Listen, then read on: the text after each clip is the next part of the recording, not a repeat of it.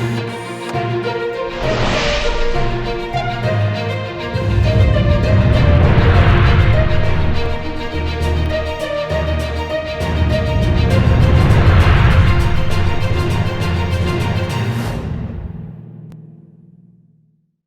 खान साहब एक नए बहरान में फंसे हुए हैं, फंसे हुए तो कई दिन से, लेकिन बहरान अब बिल्कुल पीक पर आ गया। अगले हफ्ते नैब के चेयरमैन का तकर्रुर करना है। जस्टिस रिटायर्ड जावेद इकबाल साहब को तौसी देनी है, किसी ब्यूरोक्रेट को लेकर आना है, किसी साबिक जज को लेकर आना है, किसी साबिक जनरल को लेकर आना है, या किसी वकील को लेकर आना है। एक बहरान है। ऑर्डिनेंस आएगा, ऑर्डिनेंस नहीं आएगा, तौसी का कोई कानून नहीं है, तौसी नहीं हो सकती, एक्सटेंशन नहीं हो सकती। इसके बहुत सारे पहलू हैं, बहुत सारे पहलू हैं। मैंने बहुत सारे आईनी माहिरीन से गुफ्तगू करके, हुकूमत के कुछ लोगों से बात करके, और जो मुख्तदर हल्के हैं उनका नुक्ता नज़र भी जानने की कोशिश की। और ये जो मैं आपके सामने डेटा लेकर आ रहा हूँ, शायद इस तरह से पेश नहीं हुआ है कि नैब का ये बहरान किस रुख पर जाएगा। जब जस्टिस जावेद इकबाल साहब को का तकर्रुर किया गया तो उस वक्त शाहिद खाकन अब्बासी साहब वज़ीर आज़म पाकिस्तान थे, मुस्लिम लीग नून के वज़ीर आज़म थे, पाकिस्तान पीपल्स पार्टी अपोजिशन में थी, खुर्शीद अहमद शाह साहब अपोजिशन लीडर थे। दोनों ने इत्तेफाक किया, कई सारे कैंडिडेट थे, दोनों ने इत्तेफाक किया और सदर मुमलिकत को नाम भेजा, और सदर मुमलिकत ही तकर्रुर करते हैं और उन्होंने इनका तकर्रुर किया। शाहिद खाकन अब्बासी ने कई प्रोग्राम्स के अंदर, मुख्तलिफ तकारीर के अंदर कहा था कि जस्टिस जावेद इकबाल को हमने लगाया, और उन्होंने अब ये वादा किया था कि आप मेरा इस्तीफ़ा भी ले लें, और अगर मैं अच्छा काम ना करूं तो मेरा इस्तीफ़ा मंजूर कर लेगा, जब वो वज़ीर आज़म पाकिस्तान थे। अब ये बात सच है या गलत है, बहरहाल जस्टिस जावेद इकबाल साहब ने शाहिद खाकन अब्बासी साहब को भी अंदर डाला, नैब के केसेस में अब तक रेफरेंसेस भुगत रहे हैं, और खुर्शीद अहमद शाह साहब तो 2 साल से अंदर ही हैं, अस्पताल में पड़े हुए नैब की हिरासत के अंदर, उनके ऊपर अरबों रुपए के मामला चल रहे हैं। तो अब कौन आएगा? कोई जनरल रिटायर्ड आएगा नैब का चेयरमैन, कोई एडमिरल आएगा, कोई साबिक जज आएगा, कोई अच्छा सीनियर ब्यूरोक्रेट आएगा, या कोई सीनियर वकील आएगा? कौन आएगा? या इन्हीं को तौसी दी जाएगी? वैसे तो सदर मुमलिकत साहब के पास इख्तियार है, और हुकूमत शायद ऑर्डिनेंस लेकर आए और उसमें तरमीम कर दे, 2 लफ्ज़ों की तरमीम कर दे और तौसी वाला कानून वहाँ से करवा ले। तो उसके ऊपर बिलावल भुट्टो जरदारी साहब ने शोर मचाया हुआ है, बड़ा ठीक ठाक है, हम नहीं मानेंगे। मुस्लिम लीग नून ने भी शोर मचाया हुआ है, हम नहीं मानेंगे। और अगर ऐसा नहीं करते, कोई नया बंदा लेकर आते हैं, तो इमरान खान साहब बैकफुट पे हो जाएंगे, क्योंकि उन्हें ऐसा लगता है कि नैब अच्छा परफॉर्म कर रही है, और नैब ने जिस तरह से वो सोचते थे कि कौम का पैसा वापस करो, वो वाले जो कैंपेन चल रही है जस्टिस जावेद इकबाल साहब की क़यादत के अंदर, वो रुक जाएगी, और नया चेयरमैन किसी तरह भी बिहेव कर सकता है। तो इसलिए इसी चेयरमैन को कंटिन्यू करवाना है। मैं मुख्तलिफ पहलू तो सामने रखता ही रखता हूँ, लेकिन आपको थोड़ी सी सूरत हाल बताऊँ कि इस वक्त जब से नैब बना है, टोटल कितनी शिकायत करप्शन की मौसूल हुई हैं। फिगर है 4,96,460 शिकायत पाकिस्तान भर से नैब को मौसूल हुई कि इन इदारों के अंदर गबन हुआ है, पैसा कौम का खाया गया है, इन लोगों ने खाया है। उन पर इंक्वायरियाँ हुई और नैब ने 4,87,000 केसेस को निपटा दिया, 4,87,124 को निपटा दिया। अब इस वक्त जो अब तक इन 4 सालों के अंदर ये मजमूई तौर पर जो पैसे वसूल किए गए हैं, जो तहकीकात की गई, वो 4,358 रेफरेंसेस इंक्वायरीज की तहकीकात हुई, और 822 अरब रुपए कौमी ख़जाने को वापस दिलवाए। अच्छा जी, मजमूई तौर पर जो इंक्वायरीज हैं जो इस वक्त मुकम्मल की गई हैं, वो 9,275 हैं 10,241 में से। ये मजमूई सूरत हाल है। इस वक्त जो रेफरेंसेस हैं उनकी मालियत क्या है और वो टोटल रेफरेंसेस क्या हैं?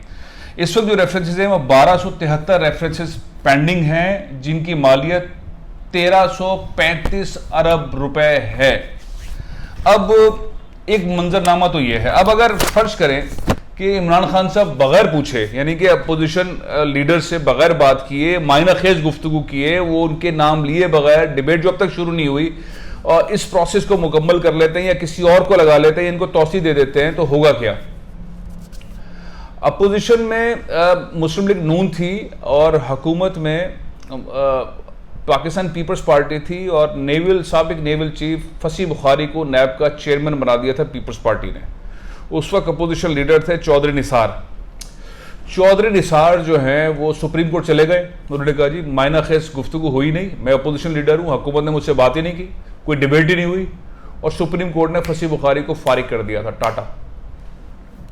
अब खौफ हुकूमत को ये भी है, फरूक नसीम साहब बहुत माहिर हैं, हर चीज़ के पास उनके पास जो है उसका हल होता है। अब वो क्या करेंगे, क्या जो लॉ है वो तकर्रुरी का, क्या उसके वो 2-4 लफ्ज़ के अंदर तब्दीली लाकर ऑर्डिनेंस की सूरत में नया कानून की तरफ जाएंगे और बाद में पार्लियामेंट के रास्ते इस चीज़ को अप्रूव करवा देंगे। फिर सवाल ये खड़ा होता है, तो क्या एक आदमी, एक शख्सियत, एक ओहदे के लिए ऑर्डिनेंस आएगा? जमहूरियत में ऑर्डिनेंस आने चाहिए, आ रहे हैं, अगर पार्लियामेंट नहीं चल रहा, लेकिन पार्लियामेंट का इजलास भी चल रहा है, अभी भी चल रहा है, और उसके अंदर सिनेरियो ये है कि हुकूमत के अरकान आ नहीं रहे, कोरम पूरा हो नहीं रहा, पैसे ले रहे हैं हुकूमत के लोग, TDA सारे ले रहे हैं, लेकिन ऐवान में नहीं आ रहे। चौथा पार्लिमानी साल शुरू हो गया है, लेकिन आता कोई नहीं है, पैसे ले लेते हैं। खैर ये किस्सा अलग है। तो अब फ़रूक नसीम साहब जो हैं वो ऑर्डिनेंस के लिए ड्राफ्ट बना के, ज़रा ये कहते हैं ड्राफ्ट बना के सदर मुमलिकत आरिफ अलवी साहब को पहुंचा चुके हैं। वज़ीर-ए-आज़म पाकिस्तान भी लूप में हैं। इस सारे सूरत हाल के अंदर अगर ऑर्डिनेंस आता है और ऑर्डिनेंस के अंदर ये रास्ता निकाला जाता है कि मौजूदा चेयरमैन को ही तौसी दी जानी चाहिए, तो अपोजिशन क्या शोर मचाएगी? नहीं मचाएगी। या वो ऐसा इख्तियार लेकर आते हैं कि अपोजिशन से नहीं पूछना, वज़ीर-ए-आज़म पाकिस्तान ही फैसला कर लें, और वज़ीर-ए-आज़म पाकिस्तान सदर मुमलिकत को कह देंगे ठीक है जस्टिस आबिद इकबाल को एक्सटेंशन नहीं देते, लेकिन ये ABCD कोई साबिक जनरल या कोई साबिक एडमिरल या साबिक जज या साबिक ब्यूरोक्रेट या साबिक कोई सीनियर वकील, उनमें से किसी बंदे को हम चेयरमैन होना चाहते हैं, तो क्या ये पॉसिबल होगा और सुप्रीम कोर्ट में चैलेंज तो नहीं हो जाएगा? या ऑर्डिनेंस के जरिए इस कानून को तोड़ मरोड़ कर अपने तौर पर इस्तेमाल किया जाएगा? एक डेडलॉक है और ये पॉसिबल नहीं है कि टाइम पूरा हो जाए, वो रिटायर हो जाएं जैसे जावेद इकबाल और ये सीट खाली रहे, क्योंकि हर इंक्वायरी से पहले चेयरमैन नैब का अप्रूवल लाजमी है। और एक और चीज़ बता दूं मैं आपको कि चीफ जस्टिस ऑफ पाकिस्तान जनाब जस्टिस गुलजार अहमद साहब ने नैब की खिंचाई करते वक्त इख्तियार दिया था, हुक्म दिया था, फिर नैब को इख्तियार दिया था कि नई अदालतें बनाएं, और नई अदालतें बनने के लिए 120 अदालतें बनाने की बात हुई थी। उस वक्त 1200 समथिंग रेफरेंसेस थी, या 1273 रेफरेंसेस हो गई हैं, बढ़ गई हैं कुछ, तो 120 अदालतें बनाने की बात की थी, 90 दिन के अंदर केस मुकम्मल करने की बात की थी, 90 दिन के अंदर रिकवरी और सजाएं देने की बात की थी।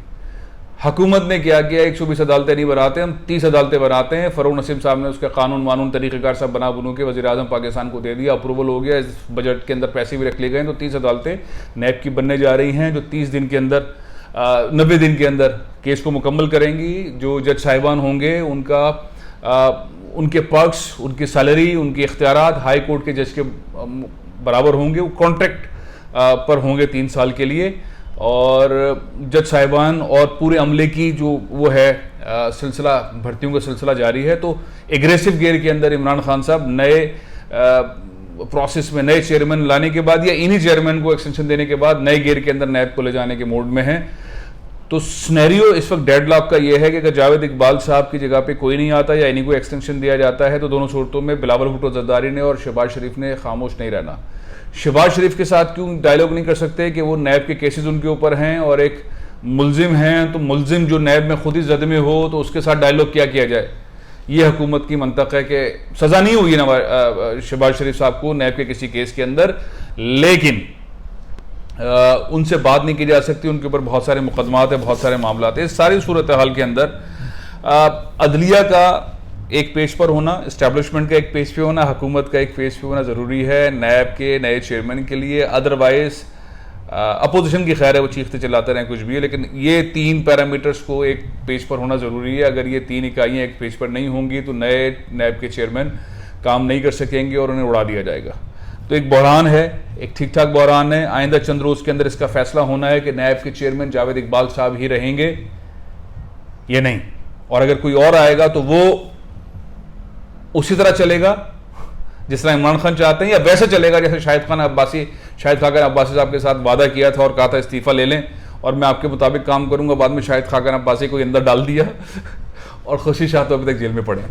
तो ये एक बड़ा डेडलॉक है, ये बड़ा एक आइनी कानूनी डेडलॉक है। इस डेडलॉक से निकलने के लिए ज़्यादा वक्त नहीं है और सब सर जोड़ के बैठे हुए हैं कि इसका क्या रास्ता निकाला जाए। अब देखते हैं क्या होता है। जस्टिस जावेद इकबाल साहब अगर तौसी, अच्छा एक और बात बताऊँ कि जस्टिस जावेद इकबाल साहब से मुतालिक 2 मामला सुप्रीम कोर्ट में ज़ेर इल्तवा भी हैं, वो भी इस दौरान कहीं पे उठ खड़े ना हों, इस पर भी नज़र रखने की ज़रूरत है। लेकिन बहरहाल एक अच्छा बड़ा डेडलॉक है। जस्टिस जावेद इकबाल साहब अगर कंटिन्यू करते हैं तो वो इमरान खान साहब वाली पॉलिसीज़ को बूस्ट देंगे और अपोजिशन की खैर नहीं है। और अगर वो हटाते हैं, किसी और को लेकर आते हैं, तो सिनेरियो क्या होगा, फिर उसके ऊपर भी अपोजिशन मुतमईन होती है या नहीं होती। लेकिन एक बड़ा बहरान है। लेकिन ये बात तय है कि ये हफ्ते के बाद जो भी चेयरमैन नैब होगा वो नए गेयर के अंदर काम करेगा, क्योंकि नई अदालतें भी इसी दौरान बननी है, कुछ अरसे में बननी है, नए जज साहिबान आने। और फिर ये जो पैसे की रिकवरी है 1335 अरब रुपए के अब तक के, और नए रेफरेंसेस बहुत सारे हैं, उनके फैसलों के लिए बात हो रही है कि 90 दिन के अंदर फैसले होंगे। और अच्छे प्रोसिक्यूटर्स रखे गए हैं, प्रोसिक्यूटर जनरल साहब को कंटिन्यू करवाया गया है।